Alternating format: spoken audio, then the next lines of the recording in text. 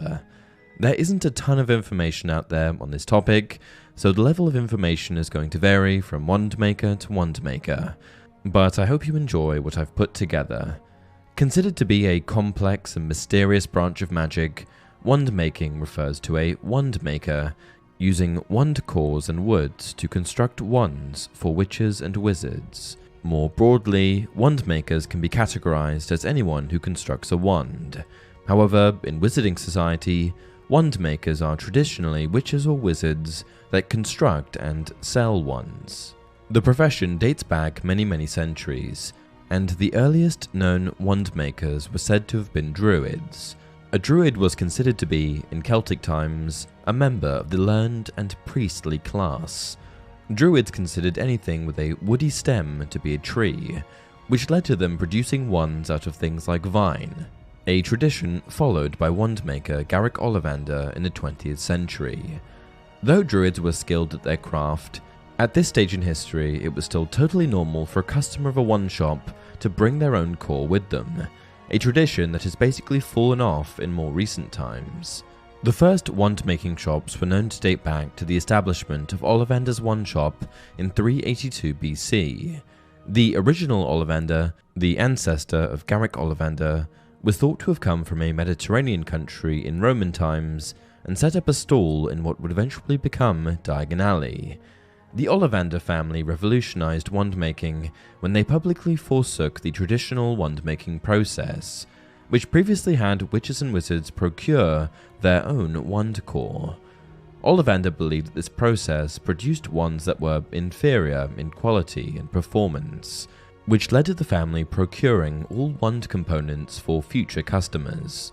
Ollivander researched the best wand cores and would always find the best wand wood to complement it, and where the purchaser would previously select a wand of their choosing, he began the tradition of having the wand choose the wizard. In large part due to the fact that the Ollivander family were so instrumental in revolutionizing the wand-making process, and in part due to the fact that Hogwarts students obtain wands from Ollivanders, many of us have been hardwired to believe that Ollivanders is the only option when it comes to wand shops. But in truth, there are in fact many other wand makers out there in the vast wizarding world, some of which I'll introduce you to on today's list. Today, we're going to be examining all wand makers, that is, any witch or wizard that has constructed a wand, whether that be to sell, use themselves, or otherwise. Let's get into it. Garrick Ollivander. Well, you already got your fill on Garrick Ollivander and the Ollivander family in the brief introduction on wand making above, but he still belongs on this list. Yes, he's the main name that comes to mind when we think of wands, but that may be for a reason. Mikiu Grigorovich. Probably the best known wand maker besides Ollivander, Mikiu Grigorovich was a wizard, famous wand maker, and owner of Grigorovich Zauberstabe in Europe. Grigorovich was also known to sell wands at Carkit Market in London in order to compete with Ollivander. Victor Crumb was a known proponent of Grigorovich's wands, and while Ollivander served as the primary supplier for Hogwarts students, Grigorovich catered to the students of Durmstrang. I was one of the last to purchase a Grigorovich wand. They are the best, although I know of course that to Britain set much store by Ollivander. Grigorovich was considered to be an expert on the highly intricate topic of wand lore. However, as respected and revered as he was, there was a known rivalry between him and Ollivander, primarily over differences of opinion. Ollivander once remarked that Grigorovich was a fine wand maker, but in the very same sentence criticized his styling. One subject that Grigorovich and Ollivander did agree on, however, relates to the use of hawthorn as a wand material. Jimmy Kiddle. Jimmy Kiddle, whose name was undoubtedly inspired by TV presenter Jimmy Kimmel, was a British wizard and wand maker, more specifically, the proprietor of Jimmy Kiddle's Wonderful Wands, located in Diagon Alley. Not much is known about Jimmy Kiddle or his approach to wand making, but provided that his shop was also located in Diagon Alley and that we have never heard of him, it's likely that his wands were inferior to Ollivander's. Johannes Jonker. Johannes Jonker, presumably of Dutch origin, was an American Muggle-born or No-Maj-born wizard that served as one of the 4 primary North American wand makers in the early 20th century. His name is first shown in film in Fantastic Beasts and Where to Find Them, where he is mentioned in relation to a wand permit application. Jonker became particularly skilled at wand making, in part due to growing up with a cabinet maker father. Growing up in a nomad household gave him early exposure to woodworking, which helped facilitate proper wand making later in life. It has been expressed that Jonker's wands were both in demand and easy to recognize, in part due to his signature mother-of-pearl inlay that they contained. Despite experimenting with various wand cores earlier in his career, Jonker's preferred core was the hair of a wampus cat. Violetta Beauvais. Violetta Beauvais was another one of the 4 primary North American wand makers in the early 20th century. Violetta was born in New Orleans, Louisiana, and was known for using swamp mayhaw wood, wood from a tree native to Louisiana, in all of her wands. Violetta also used a wand core in all of her wands that, for many years, was kept a closely guarded secret. However, eventually, word got out that Violetta used Rougarou hair in her wand cores. Rougarou hair comes from the dangerous dog-headed magical beast that inhabits the US. Rougarou are said to resemble werewolves, sporting the head of a dog and the body of a human.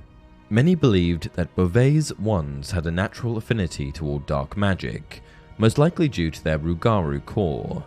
However, many great and good wizards of the 1920s used Beauvais' wands, including Macusa president Serafina Picori. Tiago Quintana.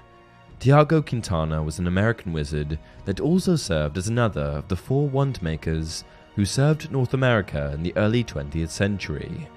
Quintana's wands were said to produce spells of force and elegance, created with a single spine taken from a white river monster, a magical fish-like creature native to Arkansas.